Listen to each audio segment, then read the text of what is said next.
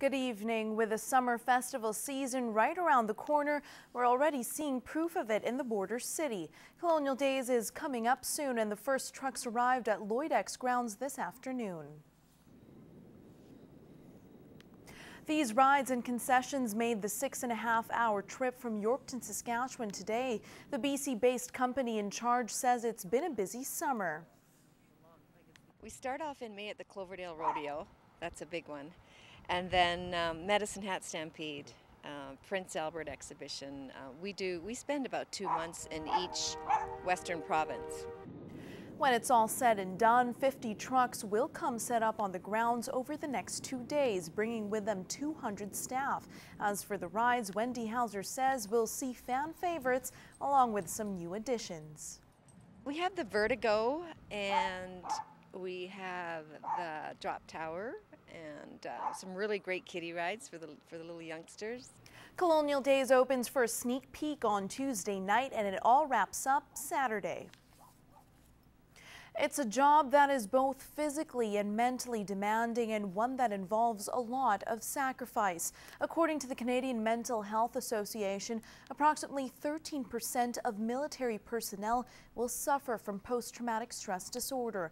That's one of the reasons why the local Royal Canadian Legion held a fundraiser last night.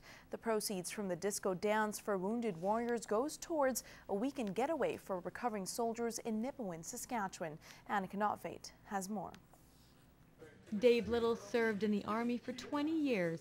Originally from Britain, he fell in love with Canada when posted in Medicine Hat back in 2005. When he completed his time in the Army, he brought his family here. Though Little didn't know anyone in Canada, he felt at home with the Legion. It's like a social point or a social gathering point, very friendly, considering we were new in the country. We came out here and met everyone that's in the Legion and were welcomed with open arms, and being an ex-soldier as well, it's sort of like a home from home.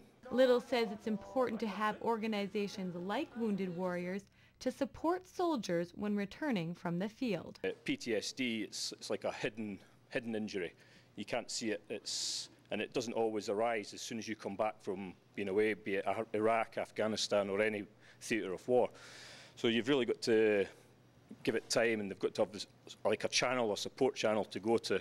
If they haven't got that, then that's when things start to manifest. And that's what motivates the Legion to keep their doors open and explore ways to help those that have served in the military. A soldier walked through the door and they were needing help, like say they didn't have no money for food or clothing or whatever, we'd help them in that way. Or if they needed medical attention. Whether injuries are seen or unseen, Little says all soldiers have undergone trauma, and it's good to recognize what they give to our nation. Either way, they're scarred, and it's a hard thing. And as it was mentioned before, it's people they see on the news that the guys have been away, be it Canadians, Americans, or the British, and I don't think it's televised enough, the commitment and the sacrifices that they put forward. The weekend will include golfing, fishing, and country music events at no cost.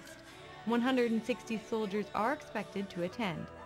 And if you would like to donate or for more information, visit the Wounded Warriors website. Annika Notveit, Newcap News. Now on to sports. A local MMA fighter was in Edmonton over the weekend. Yeah, AFC 19 went down over the weekend on Friday night, and Cold Lake's Tim Kimeli was on the fight card.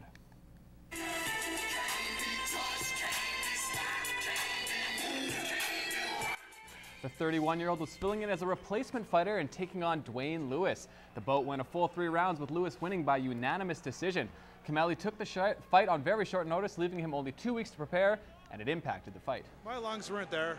They weren't where they should have been. No excuse. It is what it is. I took the fight, like you said, short notice.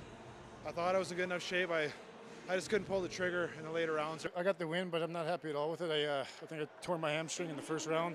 The rest of the fight, I was lucky enough. I was a little quicker than him. He's a little slower. They're at a full camp, so it wasn't my favorite tonight, and I walked away with the win. Kimeli's contract had the option for a rematch. Lewis has said he'd already said he'd be in, while Kimeli's going to take some time with his family before making a decision. The Vandals were in Edmonton last night for a matchup with the St. Albert Stars. Lloydminster was forced to play the game with a very short bench. Only 21 players made the trip, and a few key guys were absent. The results weren't pretty. That is not a typo. It was 79-3 for the Stars. Believe it or not, this isn't even the Vandals' most lopsided loss of the year. They were thumped 79-1 in the 2013 season opener. The Vandals currently sit 6th out of the 7-team league, but there is a saving grace. The top 6 teams all make the playoffs. Another win would go a long way in securing a spot, but it won't be easy. Up next for Lloydminster is the undefeated Calgary Gators.